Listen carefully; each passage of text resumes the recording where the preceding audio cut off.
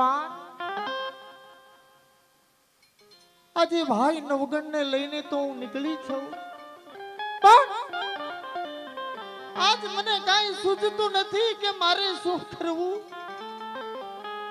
પાટણપતિ મૂળરાજ આજ એની ફોજ કાંગરે કાંગરે પેરો ભરે છે, જો ભાળી જાય છે તો મને ને આ બાળકને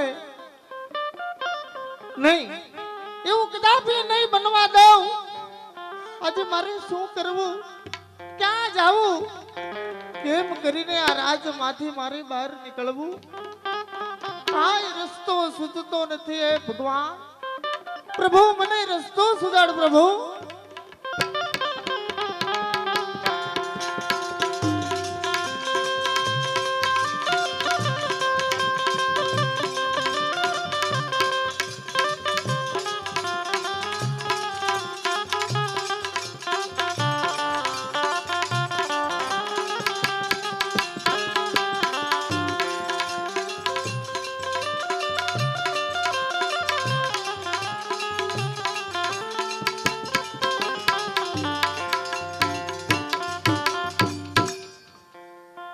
આજ મને યાદ આવે છે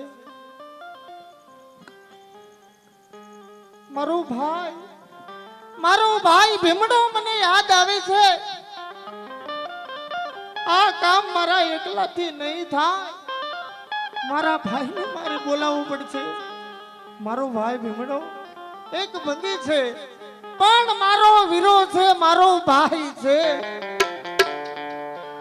મારા ભાઈને બોલાવું,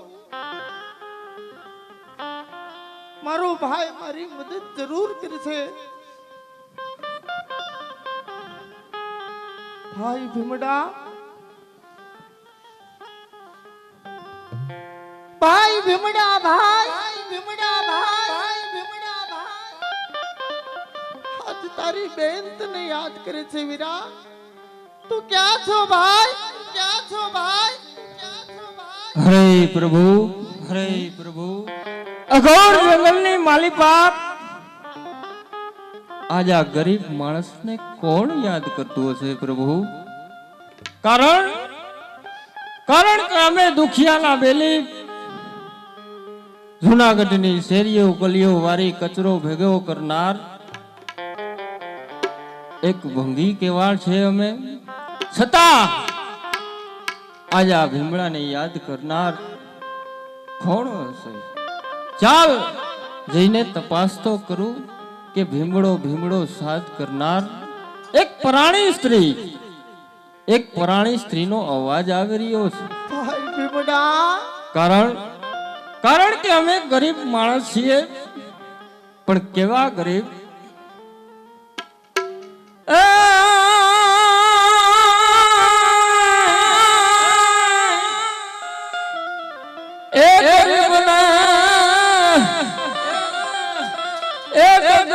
પગલે જોન દુઃખ વહમી આ ગરીબની દુનિયા।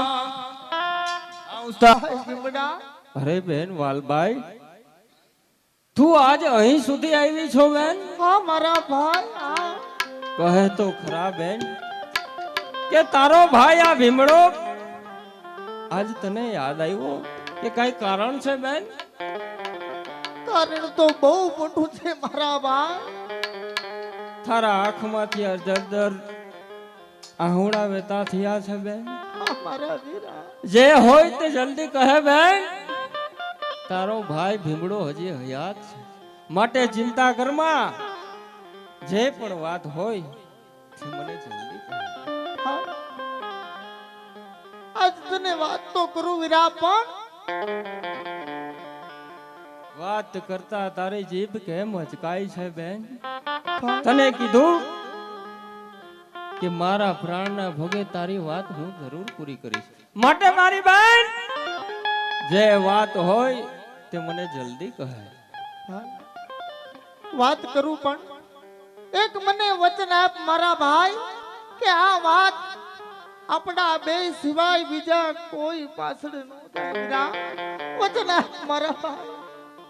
અરે બેન, તારા ભાઈ પાસે તારે વચન માંગવાનું ન હોય છતાં તને હું વચન આપું છું કે આ વાત આપણા બે સિવાય કોઈ પાસે નહીં જાય. ભાઈ તારા કાન ખોલીને સાંભળજે વીરા, આ વાત તું સાંભળજે મારા ભાઈ. હા બેન.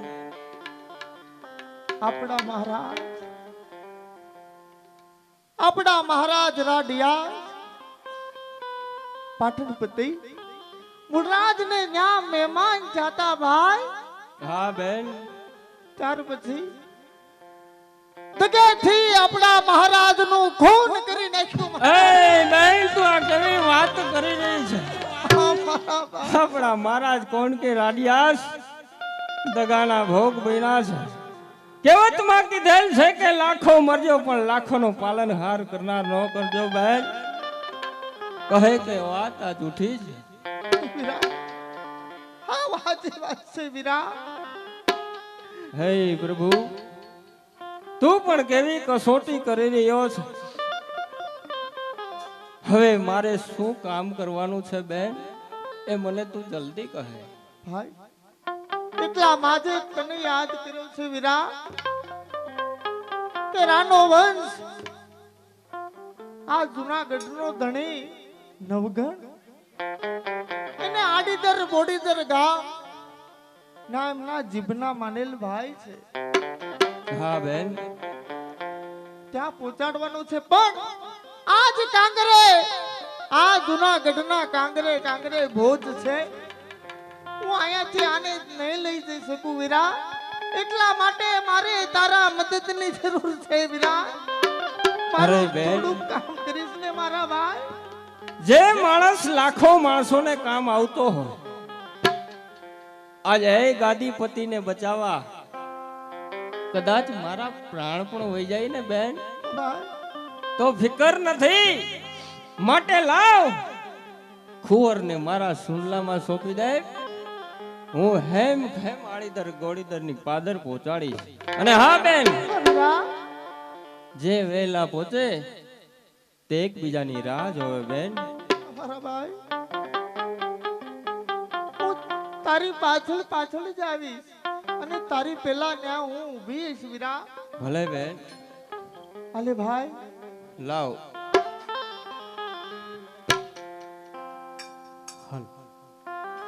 આપણે આ બાજુથી સિરાજભાઈ આ બેનભાઈના પાત્રને 500 રૂપિયાની ભેટ આપે છે. ભાઈ હા બેન. આમ તો જો કેવો સમય એનું કેવું કામ કરે છે વીરા કે જૂનાગઢનો નાનકડું એવું ભૂલ એક કુંવર જેના પગના ચરણની રજ જો રાજ હેઠે નો ઉતરી હોય એવા કુંવરને આજે આ પોટલીમાં સૂવું પડે છે મારા ભાઈ. કેવો સમય છે વીરા. સમયની વાત છે બેન, માટે હવે તું રડવાનું રહેવા દે. કારણ કે તારો ભાઈ આજ પ્રાણના ભોગે પણ આ કુંવર નવઘણને આણીદર બોડીદરના પાત્રે પહોંચાડશે બેન. માટે તું ચાલતી થાક.